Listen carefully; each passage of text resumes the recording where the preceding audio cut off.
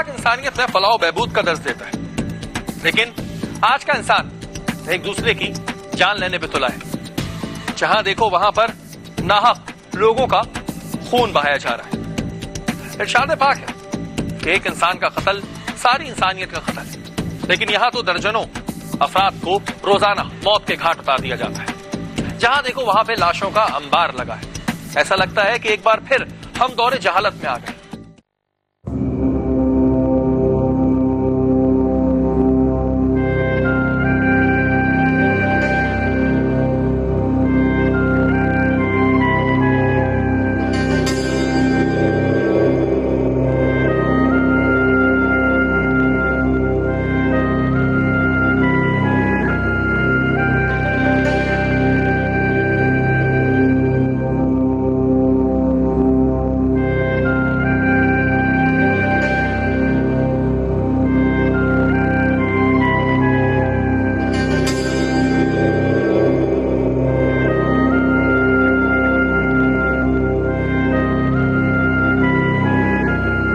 है भाई, आपके जूते शायद कोई लेके चला गया। जी, गरीबी में आटा गीला, शायद मुझसे ज्यादा जरूरतमंद होंगे।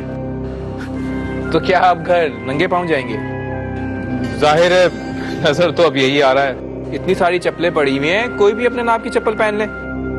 कमाल है, अल्लाह के घर के सामने खड़े होकर आप मुझे चोरी का मशवरा दे रहे हैं। अरे नहीं भाई, मैंने तो आपको एक मशवरा दिया था। वैसे मैंने आपको इस मस्जिद में पहले कभी नहीं देखा। हाँ, इस इलाके में काम से आया था, नमाज का वक्त हो गया तो नमाज पढ़ने इस मस्जिद में चला आया। वैसे आप मेरी चप्पल पहन लें।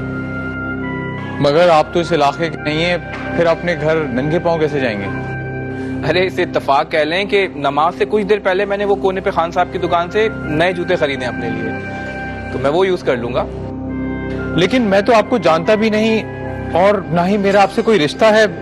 फिर वैसे मुझे फराज कहते हैं। एक मुसलमान का दूसरे मुसलमान से क्या रिश्ता होता है, ये तो आप अच्छी तरह समझते हैं। मुझे आबिद कहते हैं। ठीक है आबिद साहब, तो आप एक काम करें, मेरे ये जूते पहन लीजिए, पैसे नहीं लूंगा आपसे मैं। चले मेरे घर, मैं आपके जूते वापस कर दूंगा। अरे नहीं यार, ये तो पुराने जूते हैं। एक काम करते हैं, यहाँ कोई करीब में होटल है तो चाय वाय पी लेते हैं, थोड़ी गपशप भी हो जाएगी। आप मुझे एक अच्छे इंसान मालूम होते हैं।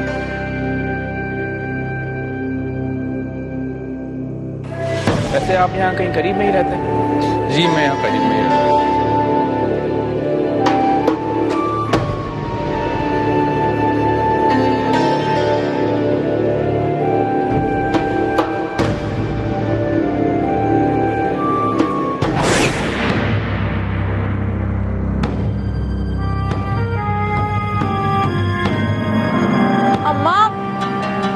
अम्मा, भाई अभी तक नहीं आया, इतनी देर हो गई है।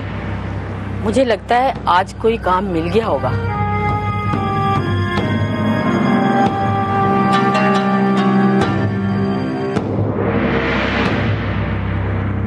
क्या हुआ बेटा, कोई काम मिला? नहीं अम्मा, मुझे तो कोई नौकरी देने के लिए तैयार ही नहीं है। अब तो कोई कर्ज देने को भी तैयार नहीं है। तू ही बता अम्मा, मैं क्या करूं? अगर कुछ दिन इस तरह चलता रहा तो नौबत तो फाकों तक पहुंच जाएगी। रजिया, जी भाई। मुझे पानी तो पिला दे। अभी लाई भाई।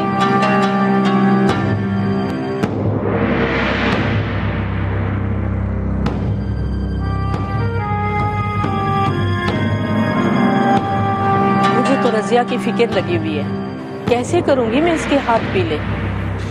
अम्मा, वो है ना, वो करेगी हमारी मुश्किल का हल। फिक्र मत कर। भाई पानी ले लो।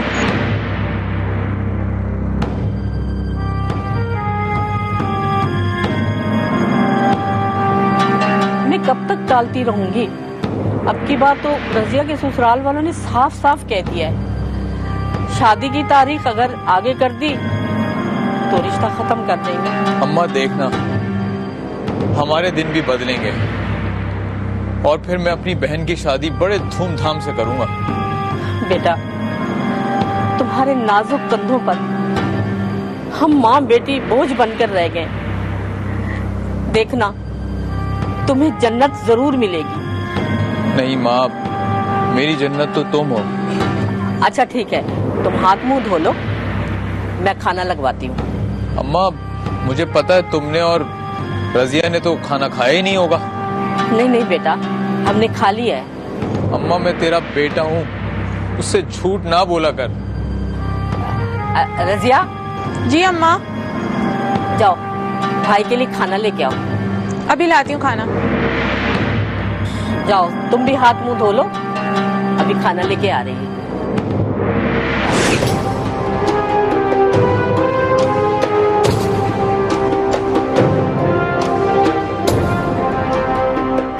यार 2 चाय लाना। हाँ 2। जी भाई, अब बताएं क्या मसला है। यार कहाँ कहाँ नौकरी की तलाश नहीं की, दुकानों पर भी कोशिश कर रहा हूँ, मगर कोई मुझे नौकरी देने को तैयार ही नहीं है। फिर भाई, खुदा जब कोई राह निकालता है ना तो इसी तरह मदद फरमाता है। बस यूँ समझ लो कि तुम्हारी नौकरी भी लग गई और सारी परेशानियां भी दूर हो गई। पता नहीं यार, अभी कितनी ख्वारी लिखी है नसीब में। मेरे भाई, तुम्हारी किस्मत जाग उठी है। मुझे तुमसे यूं मिलाना खुदा का महज कोई इत्तेफाक नहीं है। मेरी तो समझ में नहीं आ रहा, तुम क्या बोल रहे हो? मैं तुम्हें कल बाबा हाशिम खान से मिलवाऊंगा। वो तुम्हें नौकरी पर भी रख लेंगे और तुम्हारी सारी मुश्किलें भी दूर कर देंगे। सच यार? लेकिन मैं तो सिर्फ मैट्रिक पास हूँ। देखो, उनकी नजर में दुनियावी तालीम की कोई हैसियत नहीं है। बस इंसान का दिलो दिमाग ईमान की रोशनी से मुनव्वर होना चाहिए। अगर ये सब सच है तो तुम मेरे लिए किसी फरिश्ते से कम नहीं हो। मेरे भाई, हुकूकुल इबाद भी हमें इस बात का दर्ज देता है कि एक मुसलमान दूसरे मुसलमान की मदद करे। बिल्कुल। अच्छा, फिर मुझे कहाँ आना होगा? मैं कल शाम को 5 बजे तुम्हें इसी होटल से लेने आ जाऊंगा। ठीक है।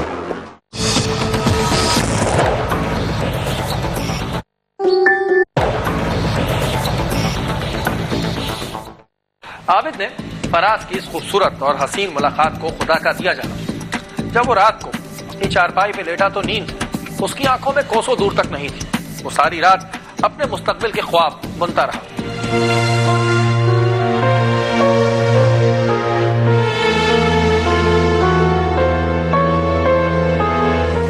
वालेकुम अस्सलाम।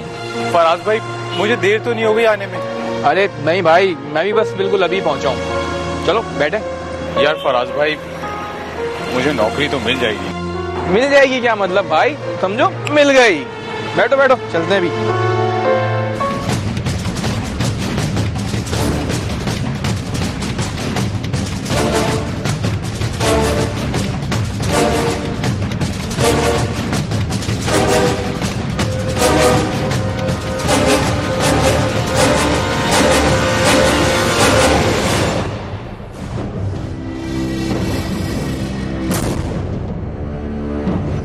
यार फराज, मैं दोबारा तो इस इलाके में अकेले नहीं आ सकता।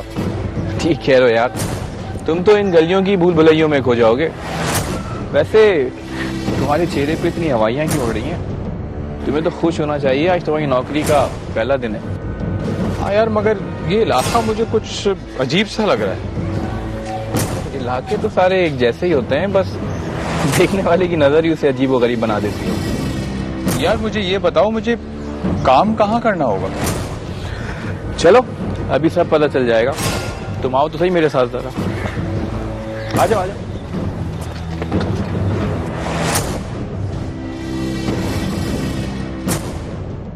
बेशक अल्लाह ने मुसलमानों से उनकी जान और उनका माल इस कीमत पर खरीद लिए हैं कि उनके लिए जन्नत है। अल्लाह की राह में लड़ते हैं, फिर कत्ल करते हैं और कत्ल भी किए जाते हैं। ये तौरात और इंजील और कुरान में सच्चा वादा है जिसका पूरा करना उसे जरूरी है, और अल्लाह से ज्यादा वादा पूरा करने वाला कौन है। बस जो सौदा तुमने उससे किया है उससे खुश रहो, और ये बड़ी कामयाबी है। अस्सलाम वालेकुम बाबा जी। वालेकुम अस्सलाम व रहमतुल्लाहि व बरकातुहू। बाबा जी ये आबिद हैं जिनके बारे में मैंने आपसे जिक्र किया था। वालेकुम अस्सलाम व रहमतुल्लाहि व बरकातुहू। अच्छा बाबा जी मुझे जरा काम से जाना है, आप जब तक आबिद से बातें कीजिए मैं चलता हूँ। हाँ क्यों नहीं। हाँ ठीक है आबिद, अस्सलाम वालेकुम। वालेकुम अस्सलाम व रहमतुल्लाहि व बरकातुहू। आबिद डर तो नहीं लग रहा? डर नहीं तो अल्लाह वालों से कैसा डरना, और मैं तो बल्कि अंदर से बहुत खुश हूँ। पहले फराज, फिर आप जैसी शख्सियत से मिलने का शर्फ मिला मुझे। फराज मुझे तुम्हारे बारे में सब कुछ बता चुका है, और आज से तुम्हारी तमाम परेशानियां दूर हो जाएंगी। बाबा मुझे काम क्या करना होगा? हम अल्लाह वाले लोग हैं, तुमसे मेहनत मुशक्कत तो कराएंगे नहीं। हाँ ये बताओ तुम अल्लाह के लिए क्या कर सकते हो? अल्लाह की राह में तो मैं अपनी जान भी दे सकता हूँ। शाबाश, बहुत खूब। एक सच्चे मुसलमान की पहचान इससे बढ़कर और क्या हो सकती है?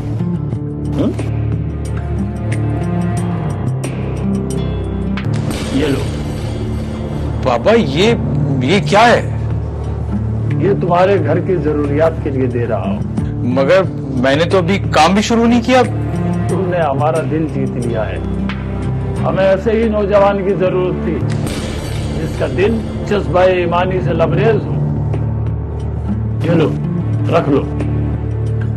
और हाँ, तुम्हारी बहन की शादी कब है? पापा यही कोई 2 या 3 महीने बाद। बिल्कुल परेशान होने की जरूरत नहीं है। बड़े धूमधाम से करना अपनी बहन की शादी, और आलीशान तरीके से। मगर बाबा अगर मगर कुछ नहीं, तुम्हारी बहन की शादी के तमाम अखराजात हम बर्दाश्त करेंगे। या बाबा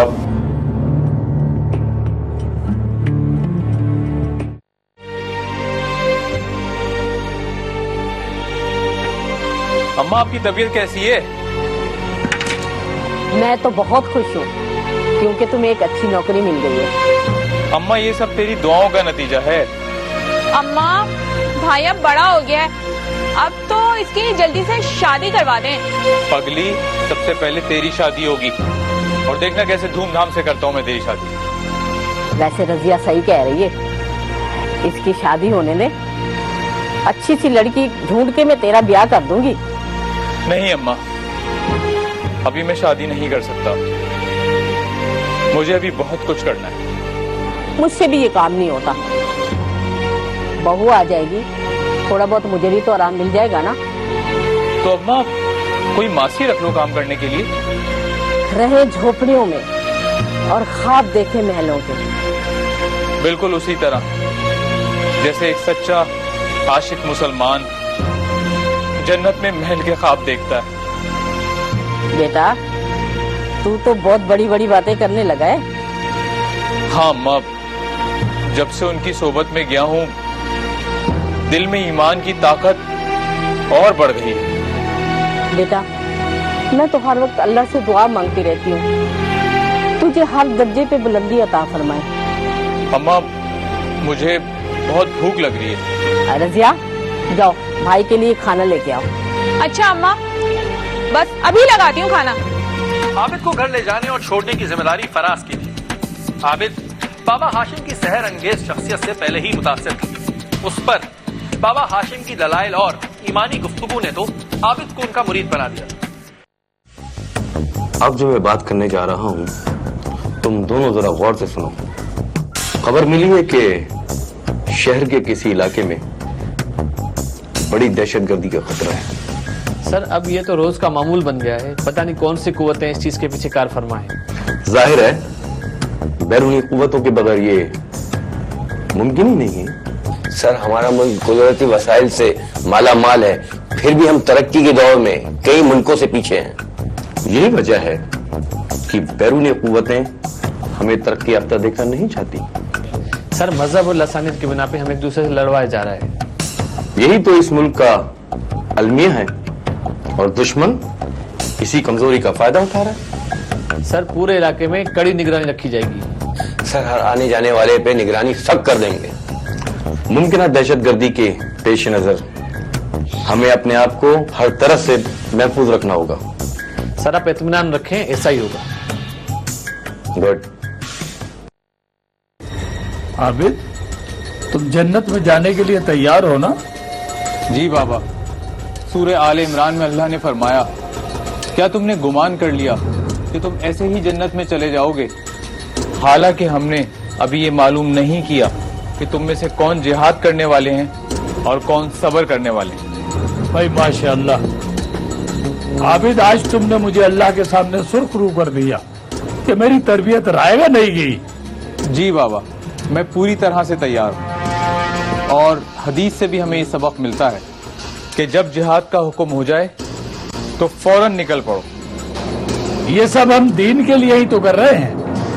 नबी करीम सल्लल्लाहु अलैहि वसल्लम ने फरमाया, ये दीन हमेशा कायम रहेगा और इसके लिए मुसलमानों की एक जमात क़यामत तक लड़ती रहेगी।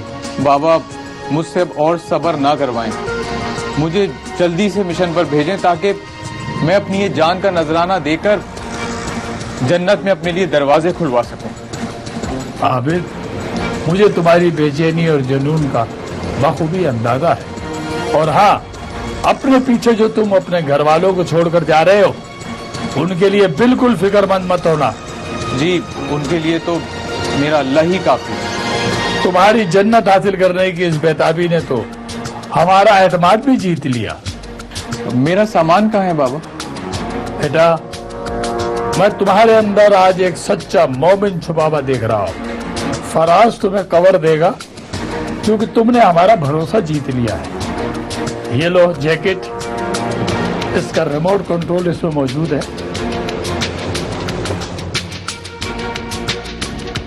बाबा, आपका ये ख्वाब जरूर शर्मिंदा ताबीर होगा। मंजिल की जानिब बढ़ने वाला हर कदम तुम्हारी नेकियों में इजाफा कर देगा। और कुछ पूछना है तुम्हें? नहीं बाबा, मैं पहले ही समझ चुका हूँ। शाबाश, आज का दिन आराम करो, अपने घर वालों से मिल लो और आने वाले कल का नया सूरज तुम्हारी जन्नत की जिंदगी में नवीद बनकर तुलू हो।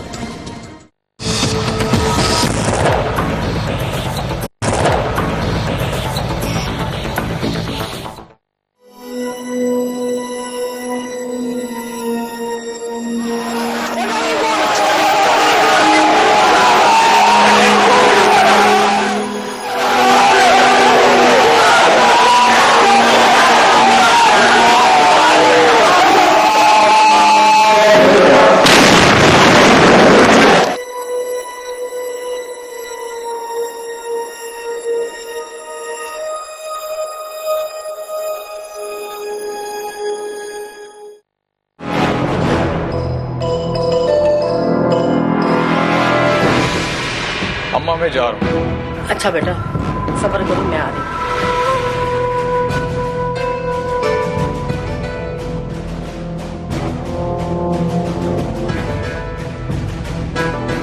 अम्मा ये क्या है? बेटा, ये तावीज है, ये सफर में तुम्हारी हिफाजत करेगा। अच्छा अम्मा, मैं जरा रजिया से मिल लूं।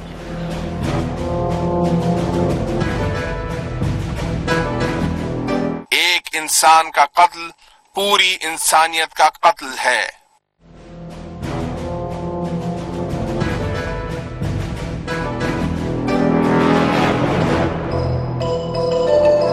अम्मा, मेरा वक्त हो गया, मैं जा रहा हूँ।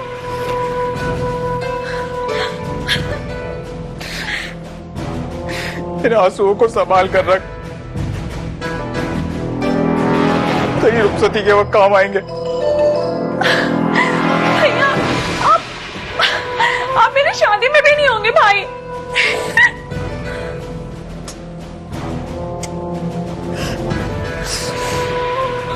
जा बेटा, अल्लाह तेरी हिफाजत करेगा मेरा बच्चा।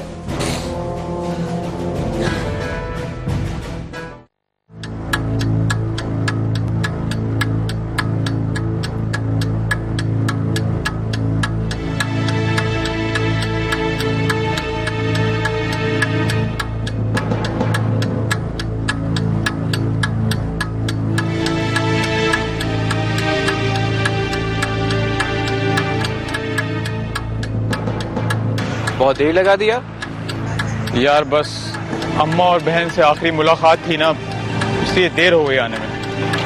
मेरे दिल में भी वसवसे पैदा होना शुरू हो गए थे, क्योंकि एक मोमिन का टर्निंग पॉइंट उसके वालिदैन और बहन भाइयों से मोहब्बत ही है। अब दुनिया की कोई ताकत और कोई मोहब्बत मेरे इन मजबूत इरादों को बदल नहीं सकती।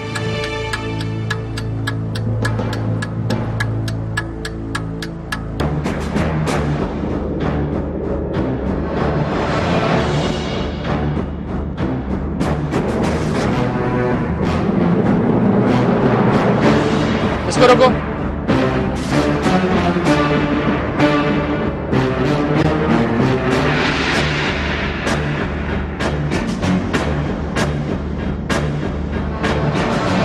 यार जब से ये नया साहब आया है ना, 1 मिनट भी सुकून से बैठने नहीं देता है। यार तुम थाने में बैठने आते हो या ड्यूटी करने? इससे अच्छा घर बैठ जाया करो।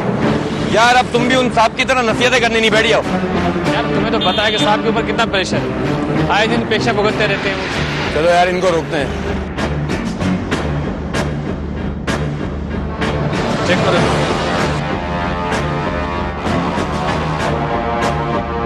तलाशी लो।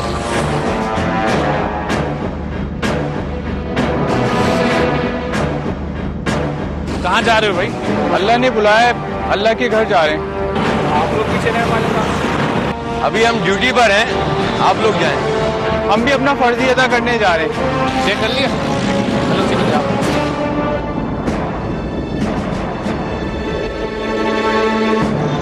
बाइक आ रही है, इसको रोको। ये लड़के को रोको, रोको इसको, रोको रोको।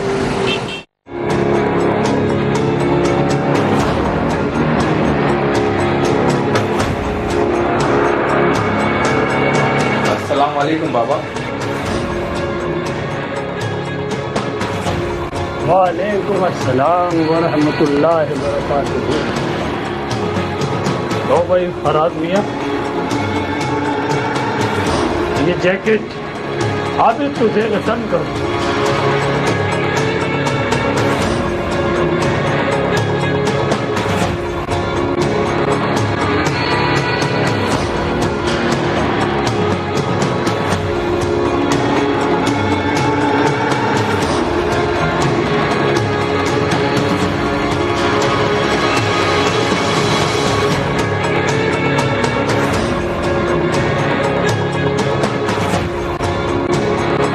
माशाअल्लाह, सुभान अल्लाह। आबिद,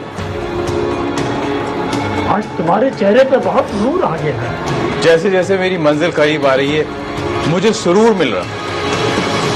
बाबा अगली बार ये सादत मुझे मिलनी चाहिए। ये सादत तो बेटा नसीब वालों को नसीब से मिला करती है। बाबा तो क्या वो खुश नसीब मैं नहीं हो सकता? क्यों नहीं बन सकते? लेकिन बेटा मैं तुम में और आबिद में बड़ा फर्क महसूस कर रहा हूँ। बहुत फर्क है तुम दोनों में। बाबा मैं कैसा लग रहा हूँ? हम अल्लाह वाले लोग हैं, हमें तो वही पसंद है जो अल्लाह को पसंद है। जी अच्छा। और हाँ, एक बात ध्यान से सुन लो,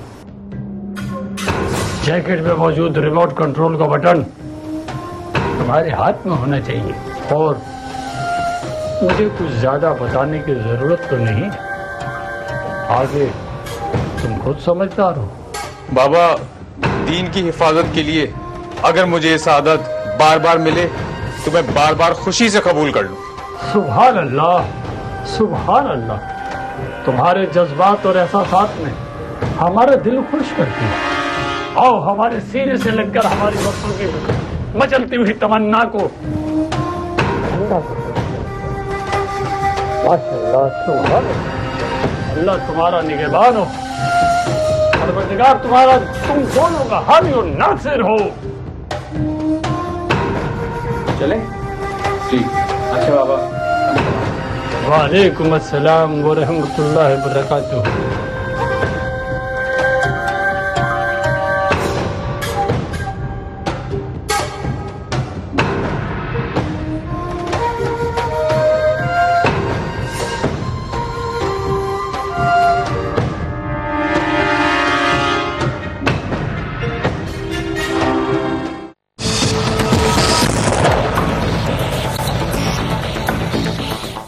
अच्छा दोस्त, अब इस जगह से आगे जाने की इजाजत मुझे नहीं है। दुआ करो मैं भी इस मिशन में कामयाब हो जाऊं। तुम भी दुआ करना कि हमारी अगली मुलाकात जन्नत में हो। इंशाल्लाह।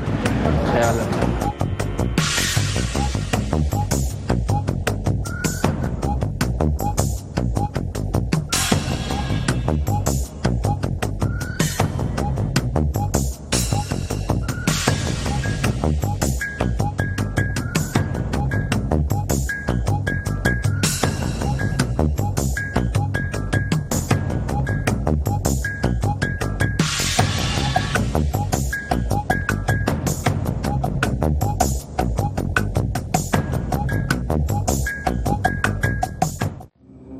अगर बढ़ाएगा तू मेरी तरफ अपना हाथ मुझे कत्ल करने के लिए, तो मैं नहीं बढ़ाऊंगा अपना हाथ तुझे कत्ल करने के लिए। यकीनन मैं डरता हूँ अल्लाह से जो रब है सब जहानों का।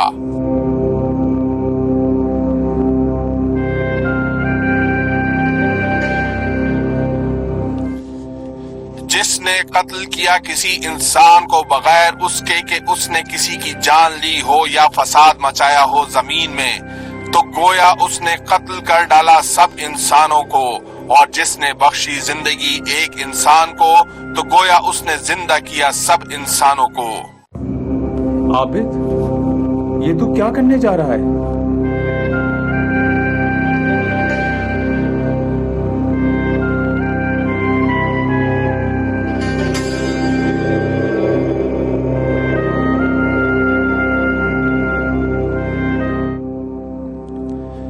सजा उनके लिए जिल्लत ख्वारी है दुनिया में, और उनके लिए आखिरत में अजाब अजीम है, मगर जिन्होंने तौबा की, बेशक अल्लाह माफ करने वाला और रहम करने वाला है। आबिद, जो तू करने जा रहा है वो ठीक नहीं है। और जब उनसे कहा जाता है कि जमीन में फसाद ना मचाओ, तो कहते हैं हम तो सिर्फ इस्लाह करने वाले हैं।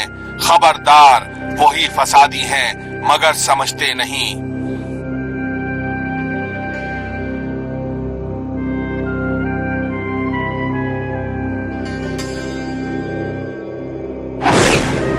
ये तावीज है बेटा, ये सफर में तुम्हारी हिफाजत करेगा। भैया, आप मेरी शादी में भी नहीं होंगे भाई। तुम्हें जन्नत जरूर मिलेगी।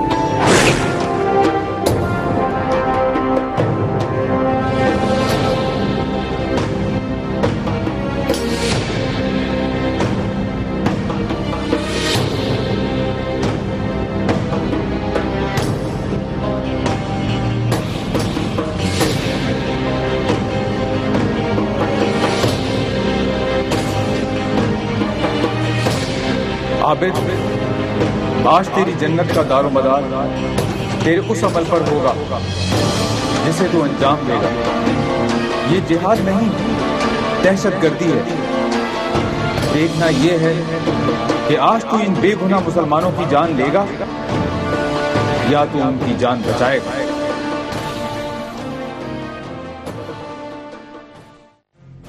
मैं ये कह सकता हूँ कि your progress is getting better as before time, right? और मुद्दत क्या बात है बेटा, इतना घबराए क्यों हो? सर, मैं खुदकश बम्बार। सब हिलने की कोशिश मत करना। सरी से जुम्बिश करने की कोशिश की, यही ढेर कर दूंगा तुझे मैं। सर, मैं आप पर हमला करने नहीं बल्कि गिरफ्तारी देने आया। हमें देवका देने की कोशिश मत करो। सर मेरा यकीन करें, मेरी ये जैकेट बमों से भरी नहीं है, मगर आप लोगों को डरने की कोई जरूरत नहीं है। सर आप इसकी बातों में मत आइएगा, कहीं इसका टारगेट ये थाना ना हो। हाथ खोलो, खोलो हाथ। मुदस्सिर, इसकी जैकेट उतारो। मुदस्सिर, जैकेट उतारो इसकी। Okay okay sir.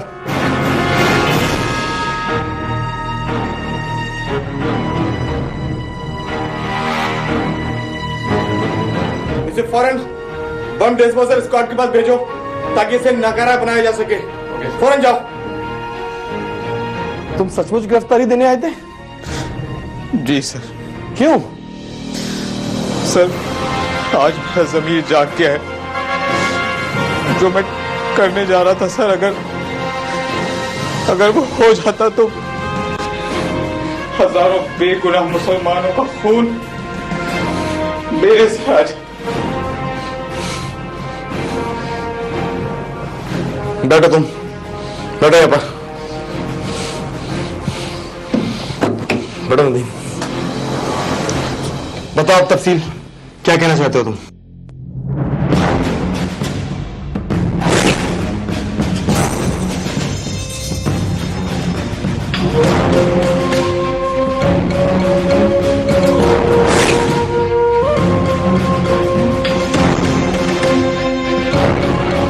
इसमें कोई शक नहीं, तुमने आज हजारों बेगुनाह लोगों की जान बचा ली है।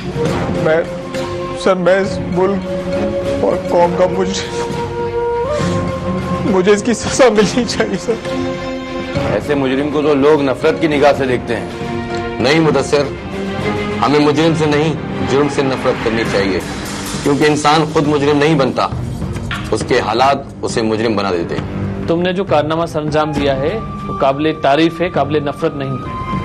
अल्लाह ने न सिर्फ तुम्हें गुमराही से बचाया, बल्कि तुमने हजारों लोगों की जान बचाकर आज की नस्ल को एक नया पैगाम दिया है। हमें उम्मीद है हमारी नस्ल को आइंदा जिहाद के नाम पे ब्रेन वॉश नहीं कर सकेगा कोई। मुझे इस बात का फख्र है कि तुमने आज हजारों बेगुनाह लोगों की जान बचाई है, और मेरी पूरी कोशिश होगी कि अदालत जाकर तुम्हारी सजा कम से कम करवा सकूं। मुदस्सिर, इसे ले जाओ।